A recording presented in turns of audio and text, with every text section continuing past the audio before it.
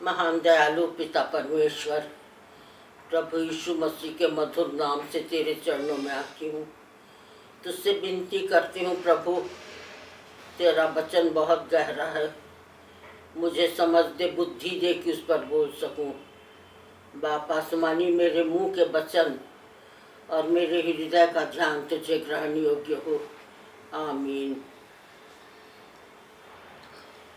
मनुष्य का जीवन कई अवस्थाओं में बटा हुआ है। शैशवावस्था, बाल्यावस्था,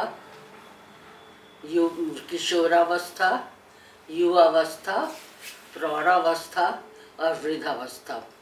सबसे सुंदर इसमें युवावस्था है, तो मैंने सोचा मैं युवावस्था पर कुछ बोलूं।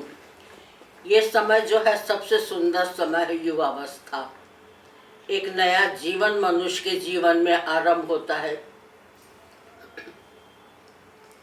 मनुष्य यहाँ से एक युवक बाल्यावस्था और किशोरावस्था तक तो वो कुछ नहीं सोचता, लेकिन जैसी वो युवावस्था में कदम रखता है उसके सामने दो रास्ते आ जाते हैं, इस रास्ता पर जाऊं कि इस रास्ता पर जाऊं। और ये समय उसके लिए चुनाव का समय होता है। वो चुनता है। अनेक परिवर्तन उसके जीवन में आते हैं। वो अपने को सजाता संवारता है। वो अपने को इस योग्य समझने लगता है कि अब अपने पैरों पर खड़ा हो जाए और अपने भविष्य के लिए कोई कार्य निर्धारित करे। वो इस योग्य हो जाता है कि अपने जीवन के लिए एक जीवन साथी चुने।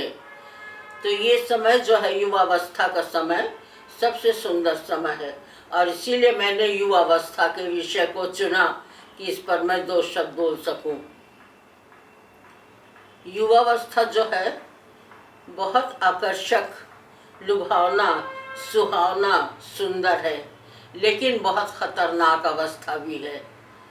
एक तरफ जब हम अच्छी चीज़ों की ओर जाना चाहते हैं, दूसरी तरफ कुछ अभिलाषाएं होती हैं जो हमें अपनी ओर खींचती हैं, और हमें चुनाव करना है हम किधर जाएं, इधर जाएं या किधर जाएं। दाऊद कहता है, मैं तेरी आत्मा से भागकर किधर जाऊं। तो ये हमारे लिए बहुत बड़े चुनाव का समय होता है। अच्छे रास्ते पर जाते हैं तब तो ठीक है, लेकिन आज हमारे ज़्यादा से ज़्यादा युवक जो हैं वो दूसरे रास्ते का चुनाव कर रहे हैं, जहाँ ऐश है, आराम है, जिंदगी है, राग रंग है, अभिलाषाएं हैं। और यही कारण है कि आज संसार में पाप बहुत बढ़ गया है। तो ऐसे समय में हमें क्या करना है, मैं 3 बातें बोलना चाहूँगी। ऐसे समय में परमेश्वर का वचन हमसे कहता है, जब हम पर परीक्षाएं आती हैं, गंदी गंदी नई नई अभिलाषाएं हमारे जीवन में आती हैं, तो ये अभिलाषाएं क्या करती हैं? ये अभिलाषाएं जो है वो प्रबल इच्छाएं हैं जो शैतान हमारे मन में डालता है, और हम उन्हें पूरी करना चाहते हैं। और हम इतने पागल हो जाते हैं, इतने उतावले हो जाते हैं कि हम अपनी अभिलाषाओं को पूरी करने के लिए कुछ भी करते हैं, और इस अवस्था को कहते हैं अभिलाषा गर्भवती हुई। और जब अभिलाषा गर्भवती हो जाती है, प्रबल दुष्कामनाएं हमारे अंदर आ जाती हैं, तो वो पाप को जन्म देती हैं और हम पाप कर बैठते हैं। और पाप करने के बाद क्या होता है, हम ऐसे ऐसे पाप कभी कभी कर जाते हैं कि हमारी सांसारिक मृत्यु भी हो जाती है, और साथ साथ आत्मा तो मरती है, तो मरती ही है, वो आत्मिक मृत्यु होती है। इसलिए वचन कहता है अभिलाषाएं गर्भवती होकर पाप को जन्म देती हैं और पाप मृत्यु को पहुंचाता है। इसलिए वचन कहता है जवानी की अभिलाषाओं से भाग। हमें क्या करना है? पहला काम जवानी के अभिलाषाओं से भागना है। कहाँ भागना है? तो सबोपदेशक 12:1 कहता है, अपनी जवानी के दिनों में अपने सृजनहार को स्मरण कर। एक बालक जब मुसीबत में पड़ता है अपने पिता के पास भागता है कि पिता उसकी रक्षा करे।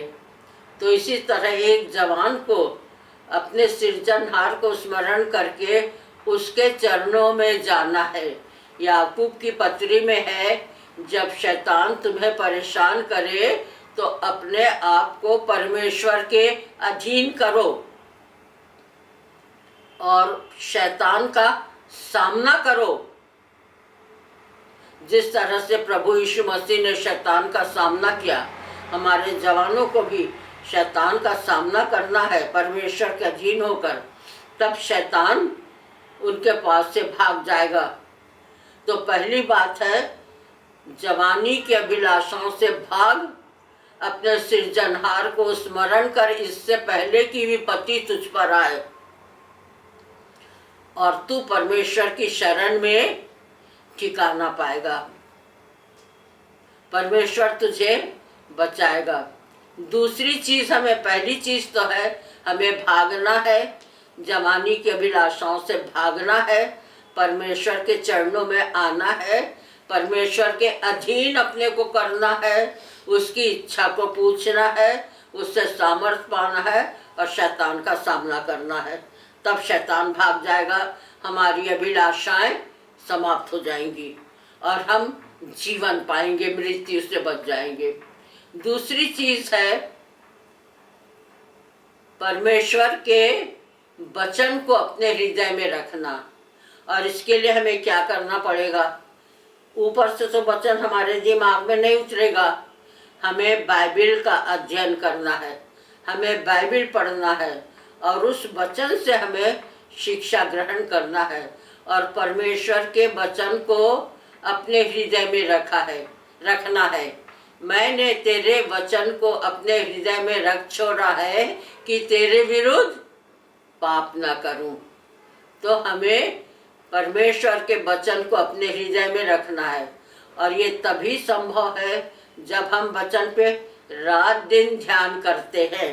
धन्य है वो पुरुष जो परमेश्वर की व्यवस्था पर रात दिन ध्यान करता है। वो उस वृक्ष के समान है जो बहती नालियों के किनारे लगा है, अपनी ऋतु में फलता है और मुरझाता नहीं और कभी सूखता नहीं, चाहे आंधी हो चाहे तूफान हो। तो परमेश्वर के वचन को अपने हृदय में रखना है, क्योंकि दाऊद कहता है भजन संहिता में कि जवान अपनी चाल को किस उपाय से शुद्ध करे। क्या उपाय है कि वो अपने चाल चलनों को शुद्ध करे? तेरे वचन के अनुसार सावधान रहने से। तो जवान को, युवक को परमेश्वर के वचन को अपने हृदय में रखना है ताकि हम परमेश्वर के विरुद्ध पाप न करें, अभिलाषाओं से पाप से बच जाएं। तो पहली बात है हमें भागना है, परमेश्वर के चरणों में जाना है और परमेश्वर के अधीन होना है। दूसरी बात है परमेश्वर के वचन को अपने हृदय में रखना है कि हम उसके विरुद्ध पाप न करें। और तीसरी बात है कि हम सिर्फ हृदय में न रखें, उस वचन को अपने संग लेके चलें। वचन कहता है तेरा वचन मेरे पाँव के लिए दीपक और मेरे मार्ग के लिए उजियाला है। तो तीसरी बात है कि हम वचन को ले करके अपने साथ चलें। जीवन में हम नहीं जानते कहाँ अंधकार आएगा, पाप का अंधकार कहाँ हमको घेरेगा, हम कहाँ जाएंगे, क्या करेंगे, कुछ समझ में नहीं आता। ऐसे समय में अंधकार जब आता है तो मनुष्य को प्रकाश की आवश्यकता होती है ताकि प्रकाश उसका पथ प्रदर्शन कर सके, उसको सही मार्ग दिखा सके, बाधाएं जो हैं उनसे उसको अलग कर सके प्रकाश। तो इसीलिए वचन में लिखा है तेरा वचन मेरे पाँव के लिए दीपक और मेरे मार्ग के लिए उजियाला है। जब हम अंधकार में चलते हैं तो हम अपने संग प्रकाश लेके चलते हैं, टॉर्च लाइट लेके चलते हैं ताकि हम मार्ग देख सकें। अंधकार आ रहा है तो उस अंधकार से छुटकारा पा सके।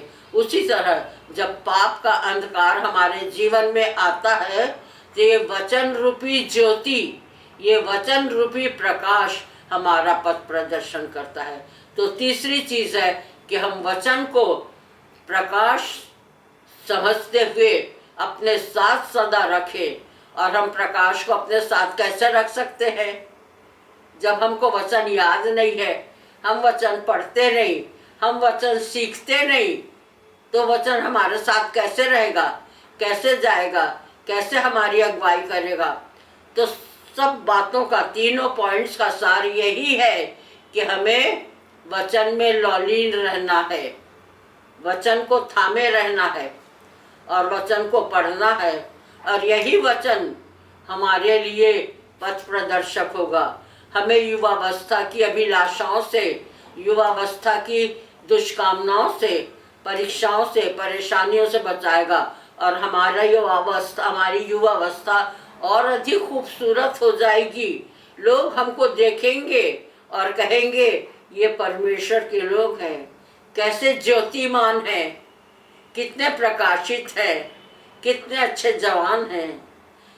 लोग हमें पहचानते हैं। वचन कहता है लोग हमें पढ़ते हैं, हमें पहचानते हैं और पढ़ते हैं कि हम मसीह की पत्री हैं और मसीह के खून से लिखे गए हैं।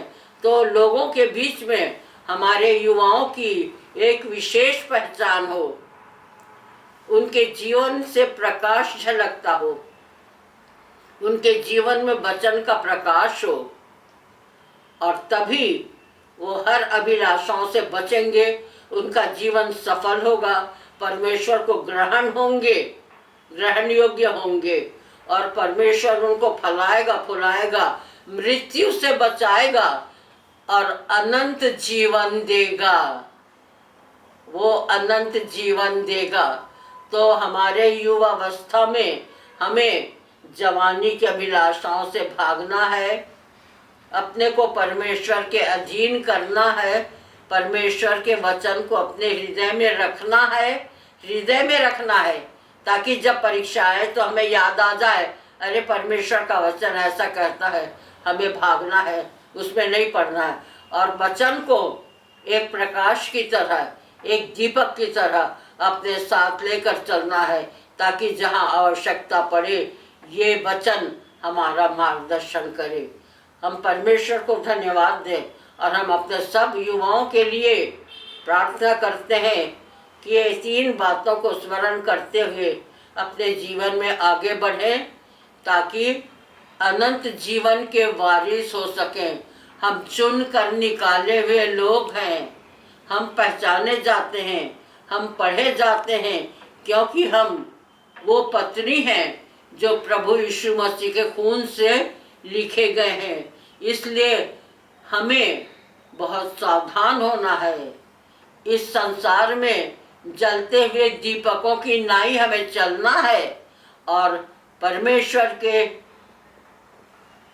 की महिमा को अपने जीवन से लोगों के आगे प्रकट करना है।